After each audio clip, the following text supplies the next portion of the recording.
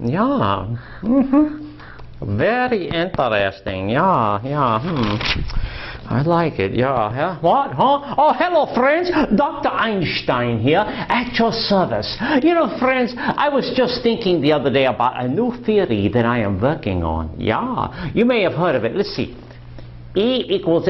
Oh, that's the wrong theory. I developed this one years ago, you know.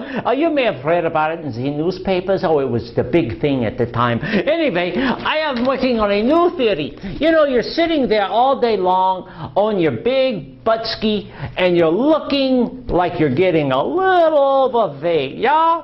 Now, isn't it the time to do something about this? Now, I tell you, I have a new formula that will solve the problem for you, especially if you are a lazy person. Like me, you know, I'm very lazy. That's why I use my noggin so much. Anyway, here is the formula. Laziness equals weight loss with LazyDietGuide.com. LazyDietGuide.com. Yeah, you know, if you want to get rid of the fat, but you want to continue to sit on your butt in front of your computer all day, that's what I want to do.